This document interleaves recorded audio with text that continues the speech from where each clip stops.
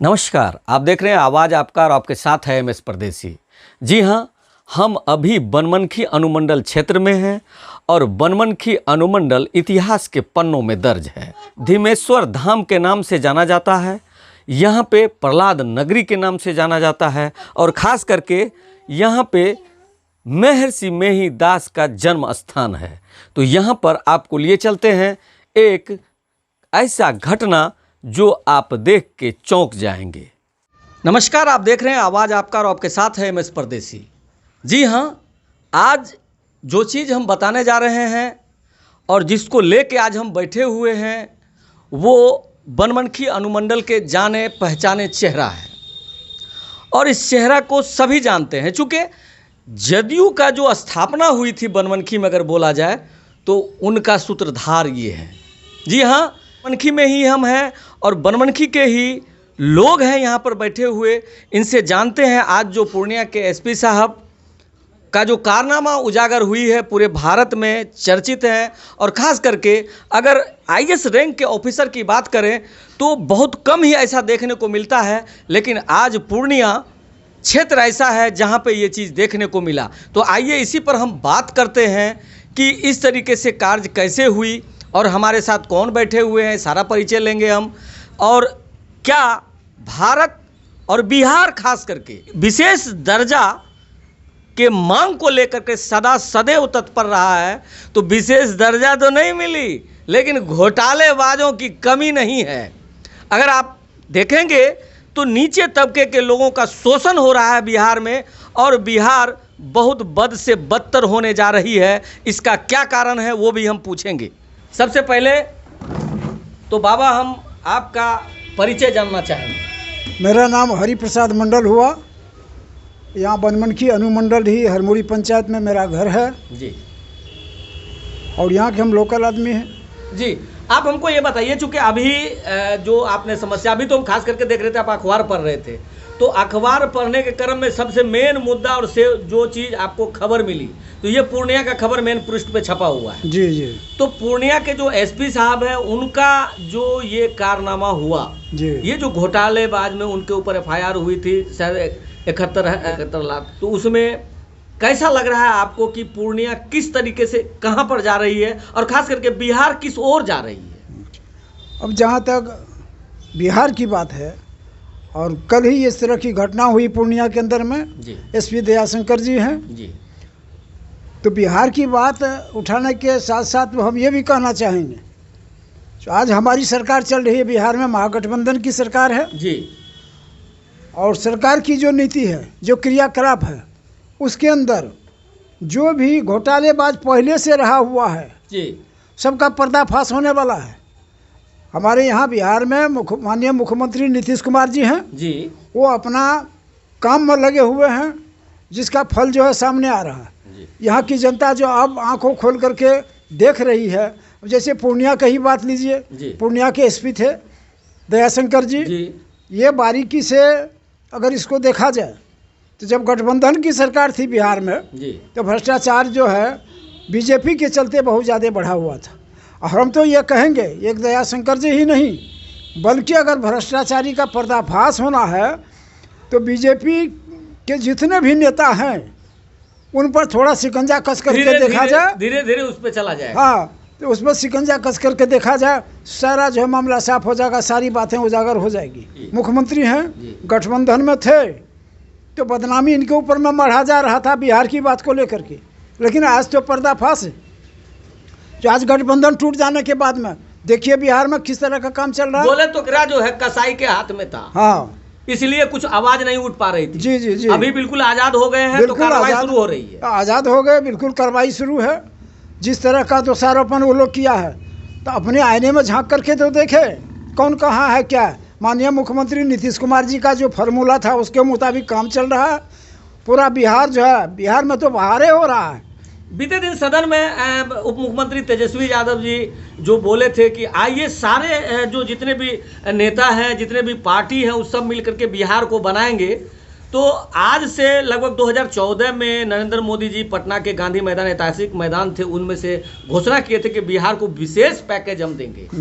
तो आज 8 साल हो चुकी है, अभी तक विशेष राज्य का दर्जा नहीं मिला जी।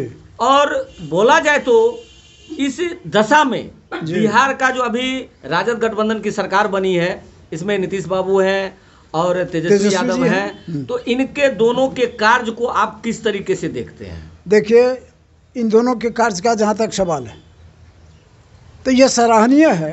अभी जो परिस्थिति हम लोग के सामने आया है उसके मुताबिक भविष्य में भी आने वाला समय जो होगा तो हम लोगों का जो क्रियाकलाप है उसे पूरा जो है साफ सुथरे होकर के हर चीज़ उजागर हो जाएगा। बीजेपी की सरकार में क्या हो रहा था और उसे निकलने के बाद में हमारा महागठबंधन में क्या हो रहा है। अब तो लोग जो बीजेपी वाले छाती पीट रहे हैं, चूंकि आईना साफ हो रहा है ना, आईना साफ हो रहा है। हाँ। वो लोग छाती पीट रहे हैं। और जो भी परिस्थितियां पैदा हुई है, हम तो यही कहेंगे, वहाँ के गृह मंत्री जो हमारे केंद्र के हैं जी, अमित शाह जी, वो जो है ये क्रियाकलाप का जड़ तो वही है। ये सारा जड़ तो उनके ऊपर में जाता है, उनके द्वारा ही इस तरह की बात हुई। आज पार्टी में भी इतना जो तोड़ मड़ोड़ इतना ये हो रहा तो सबका जड़ तो वही है। उनको तो खुद सोचना चाहिए था कि जिस काम में हम फंस रहे हैं तो इसका असर जो है माननीय प्रधानमंत्री मोदी जी पर पड़ेगा, मोदी जी पर पड़ेगा। इसको उसने नज़रअंदाज किया और अंदर से उनकी अपनी इच्छा है कि कहीं वो लाभ हम लोग को भी भविष्य में तो नहीं मिल जाए। जी, वहाँ तो निशाना वो है, ये शतरंज का चाल दिए हुए हैं और उसके मुताबिक मोदी जी बेचारे बन करके अब हर जगह अपना प्रचार प्रसार तो कर रहे हैं, लेकिन जनता तो समझ चुकी है। लेकिन यहाँ पर एक सवाल उठता है, कहा जाता है कि आतंकवादी आया, पूरा बम फोड़ के 10 आदमी को घायल कर दिया। यहाँ इतना रुपया का घोटाला, अब समझ सकते हैं कि कितना सारा रुपया गरीबों का चूसा गया होगा, हर थाने से जी, हर महकमे से। हाँ। और चूस करके इतना पैसा रखा गया जी। अब रखा गया तो इसको बिल्कुल साक्षात दिखाई दे रहा है। हाँ, अब तो इसे हर जगह इसके ऊपर जो है कि सीबीआई जांच हो रही है, सारा चीज हो रहा है, जो विजिलेंस वाला देखने गए हैं सारा चीज को जांच करके ऊपर कर रहे हैं। एक चीज और यहाँ पे सवाल बनता है चाचा, बिहार में बीजेपी सरकार के रीजन में बहुत सा चीज ऐसा है जिसको अनदेखी किया गया। अभी फिलहाल का मामला आप ले लीजिए कि कुछ दिन पहले अररिया के जिला अध्यक्ष जो बीजेपी के थे, वो कोई एमओ साहब से रुपया मांग रहे थे। जब अमित शाह का प्रोग्राम होने वाला था तो रुपया फोन पे मांग रहे थे, वो ऑडियो वायरल हो गई है। तो अब इस तरीके की बात को देख करके ये समझ में आ रहा है कि सारा कहानी उसी सूत्रधार से मिली हुई। बिल्कुल मिली हुई है। हाँ, बिल्कुल। आप इसमें सहमत हैं? हाँ, बिल्कुल। आप और क्या कहना चाहते हैं? अब देखिए, जो स्थिति है अभी बिहार में जी, ऐसे तो पूरे देश में ये आग फैल गया है जी। ये बीजेपी की सरकार को लेकर के पूरे देश में आक्रोश है। हम तो आज भी न्यूज़ में देख रहे थे, गुजरात कर रहे थे मोदी जी। गुजरात की क्या स्थिति है, वहाँ जो है आप पार्टी जो है अपना करिश्मा दिखा रहा है और आने वाला दिन में गुजरातों से साफ हो जाएगा बीजेपी की सरकार। बोले तो झाड़ू लेके साफ कर दिया। बिल्कुल झाड़ू लेके साफ होने जा रहा है। और कई जगह है, कई स्टेट है जिसमें कि बीजेपी सफैया हो जाएगा। आने वाला नहीं है वो इतना हरकत कर दिया। हम लोग मजबूर थे, हमारी सरकार या हम लोग जो थे गठबंधन में, माननीय मुख्यमंत्री नीतीश कुमार जी जब तक रहे, पैर में बेरी लगी हुई जी, पैर में बेरी लगी हुई थी। अब तो बेरी हम लोग का खुल चुका है। अब कहीं कुछ बोलने में जो हम लोग को कोई गुरेज नहीं है। जी। और देख लीजिए कितना दिन हुआ हमारी सरकार को बनने में, कार्रवाई हर जगह चालू है, हर जगह हर बात है। उसी से तो ये सफाई हो रही है, इसलिए वो सफाई का रास्ता अपना गया है और बहुत कुछ। अब हम तो ये कहेंगे, अगर भ्रष्टाचारी को देखना हो तो बीजेपी के जितने भी नेता हैं सब पर कार्रवाई हो, देख लिया जाएगा जब भ्रष्टाचार कितना दूर तक है, कौन कौन है।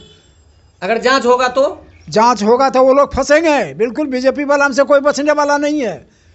कोई देश में जो है राज विराज कर रहा है तो कोई विदेश में कर रहा है, और जांच जो नहीं हो रही है इसलिए वो बचा हुआ। और आखिरी सवाल चाचा आपसे पूछना चाहेंगे हम, ये जितने भी पार्टी हैं सबका सब चीज़ नाड़ा है, लेकिन बीजेपी वाले के खास करके हर जगह जो दिखाई दे रहा है। अभी दिल्ली के जो हमारे एमपी साहब थे वो बहुत सारा ऐसा शब्द का प्रयोग किया कि बहिष्कार करो, मुसलमानों का बहिष्कार करो, उसके यहाँ से कुछ खरीदना नहीं है, लेना नहीं है।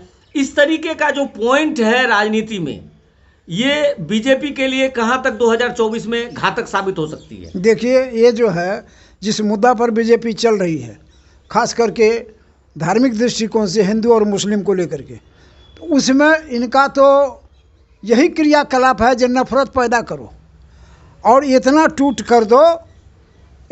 कर दो जो हम उससे लाभान्वित हो जाएं। यह देश जो है बिल्कुल आज का तो नहीं है। मुग़ल कालीन में भी देखिए किनका हुकूमत था, कितने वर्षों तक जो है मुग़ल कालीन का, तो कहाँ इस तरह की बातें हिंदू मुसलमान कहाँ करके चर्चा। जब से आरएसएस वाले लोग इसमें जुड़े जी, तो वो जो हिंदुस्तान को अब भारत में लेके चलने का काम किया है, इतना बड़ा विवाद फैलाया है कि वो ये सोचता है विवाद फैला रहेगा तो आगे चुनाव में हमको फ़ायदा होगा, इसलिए हिंदू मुस्लिम करके धर्म जात ये सब बांट लेकिन एक चीज करके। और है यहाँ पर चाचा, देख रहे हैं जब जब इलेक्शन का बात होता है, कोई एक दो राज्य में अगर इलेक्शन की बात हो रही है कि अब वहाँ इलेक्शन होना है, तब ही इस तरीके के बात क्यों किया जाता है? देखिए राजनीतिक जो है, इसमें जो राजनीति करने वाले बड़ा दूरदर्शिता से राजनीति करते हैं। आप बताइए, सबको मालूम है गोधरा कांड, समझ गए? जी जी, गुजरात में जो कांड हुआ था, क्या थे उसके सूत्रधार?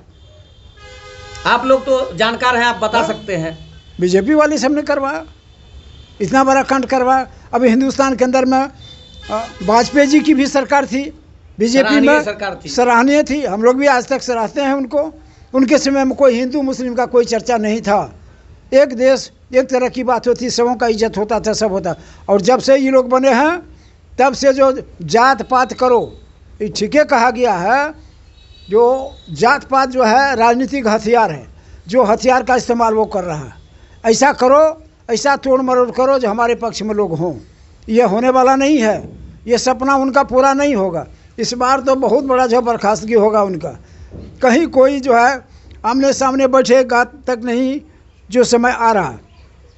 इसलिए हम कहेंगे जो भी इस पीरियड में अगर हम लोगों को बदनाम करने का कोशिश किया है बीजेपी वाले, तो हमारी मजबूरी थी जो हम गठबंधन में थे जी। और गठबंधन धर्म को निभाने के लिए हम लोग थोड़ा रिजर्व में काम करते थे। तो इसलिए, और इस चीज़ को हमारे माननीय मुख्यमंत्री नीतीश कुमार जी ने सोचा जी, भाई दल में रहने के बाद में, गठबंधन में रहने के बाद में भी ये तो हम लोगों के ऊपर में जाएगा। इससे तो ये चाचा साफ हो गया कि पहले भी गठबंधन में थे, अभी भी गठबंधन में हैं। लेकिन पहले के गठबंधन में दोनों का हार्टली मिलाप नहीं हो रहा था, काम का बंटवारा में कहीं ना कहीं झगड़ा साबित हो रहा था। अभी जो तेजस्वी यादव है उप मुख्यमंत्री, उनके साथ में काम करने में नीतीश बाबू को मजा आ रहा है। बिल्कुल मज़ा आ रहा है, कहीं कोई जो शिकायत नहीं है। हमेशा विकास की ओर दोनों आदमी मिल करके देख रहे हैं।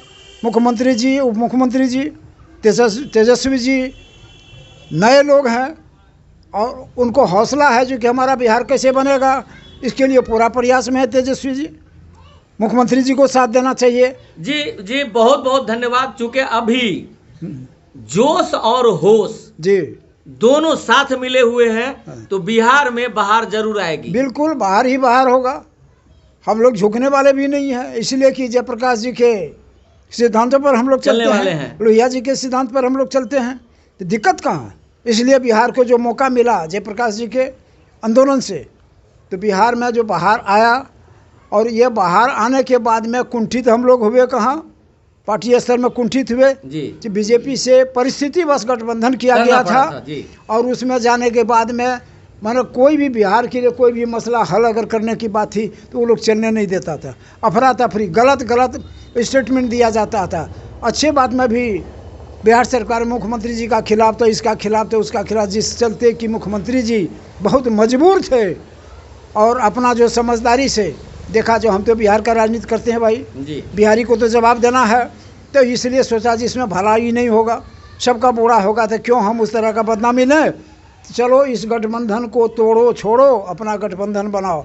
इसलिए बिहार को संभालने के लिए ये गठबंधन तोड़ा गया है। अब देखिए सारा भ्रष्टाचार का जितना भी आलम हुआ था उस समय जी, और उसमें अगर मुख्यमंत्री जी कुछ करते तो होने नहीं दे रहा था बीजेपी वाले लोग, चाह करके भी नहीं होता था। आज तो बिल्कुल पाक साफ हो गए। अब तो जो चाहेंगे माननीय मुख्यमंत्री जी, जो सही है उस पर बात होगी। हाँ, और देख भी रहे हैं, उनका तो अपना फार्मूला है, जो हम तो काम करने वाले लोग हैं, दिन रात सेवा करते हैं जनता का। कौन काम नहीं किया गया है? सब काम तो हम लोग किए हुए हैं और कर ही रहे हैं। इन लोगों का छाती फट रहा है। अरे भाई नीतीश कुमार जी जब गठबंधन में थे आपका, उस समय जो कांटा आपको सिद्ध नहीं हो रहा था, है जी उस समय तो बड़ा प्रेम से, इसलिए कि इनको गठबंधन में ला करके जितना हम लोगों को रोटी सेकने का होगा हम लोग अपना रोटी सेकेंगे, और सेक भी लिया। और सेक भी लिया जी है कि नहीं। जी। तो वैसी हालत में अब तो ये स्वतंत्र है, अब कांटा उनका निकल गया था, उनको जो है खुशी मनाना चाहिए था, भले हुआ अच्छा हुआ गठबंधन से हमारे गठबंधन हट गया। अब छाती क्यों पीट रहा है? अरे भला कांटा निकलने के बाद में तो आराम महसूस करना चाहिए, भले हुआ अच्छा हुआ, अब छाती पीट रहा है। लेकिन देखिए पेट में दर्द फिर से शुरू हो गया। हाँ, पूरा दर्द शुरू हो गया पेट में। अब चाहता है जी कि किस चाचा, तरह- बहुत बहुत धन्यवाद। चूंकि आगे भी बात करनी है और आगे भी बहुत सारी मुद्दाएं हैं जिस पे बात करेंगे हम। जी। धन्यवाद आपका।